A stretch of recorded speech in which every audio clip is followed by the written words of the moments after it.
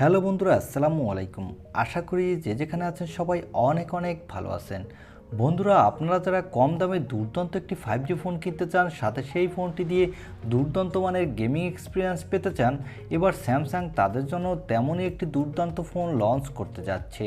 আর এই ফোনটি হলো স্যামসাং গ্যালাক্সি M33।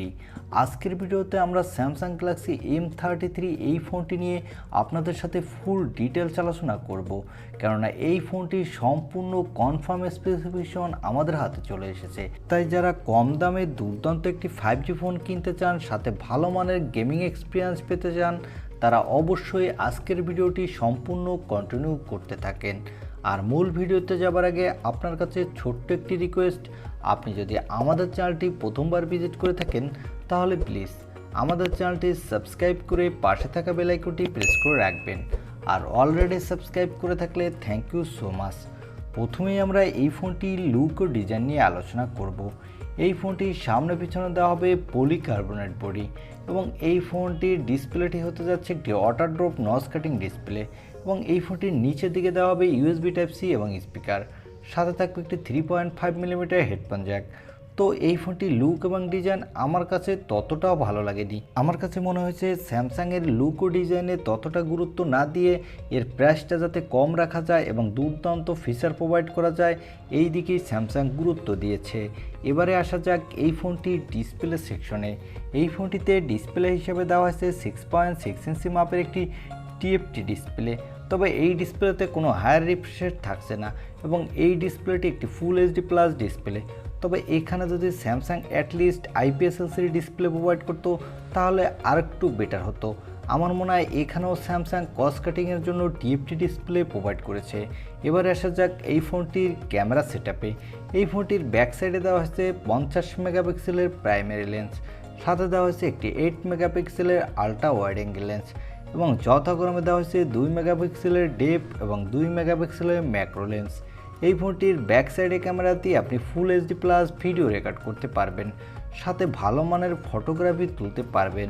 এবং এই ফোনটিতে সেলফি ক্যামেরা হিসেবে দেওয়া হয়েছে একটি 8 মেগাপিক্সেলের সেলফি ক্যামেরা। এই ক্যামেরাটি দিয়েও আপনি ফুল HD+ ভিডিও রেকর্ড করতে পারবেন।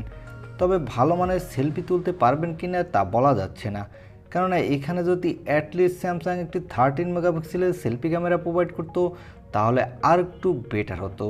তবে এখানেও কস্ট কাটিংয়ের জন্য স্যামসাং এটা করেছে আমার মনে হচ্ছে। এবারে আসা যাক এই ফোনটির মূল হাইলাইটের সেকশন, অর্থাৎ এই ফোনটির প্রসেসর সেকশনে।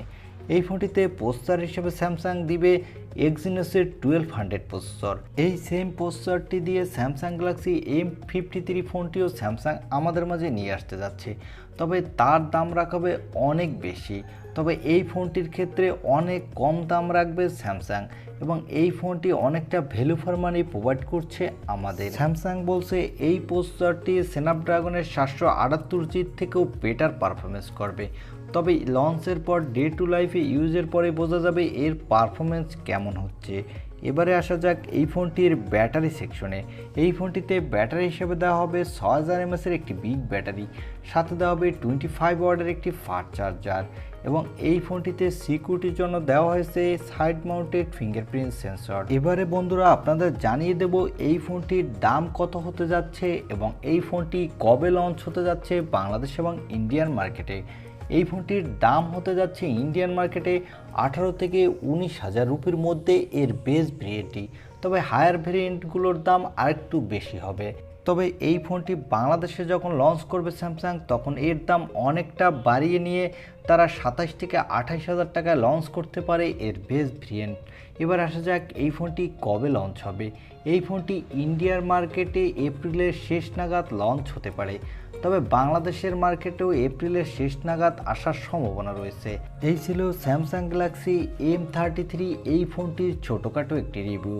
আর ভিডিওটি ভালো লাগলে অবশ্যই একটি লাইক দিয়ে আমাদের চ্যানেলটি সাবস্ক্রাইব করে পাশে থাকা বেল আইকনটি প্রেস করে রাখবেন।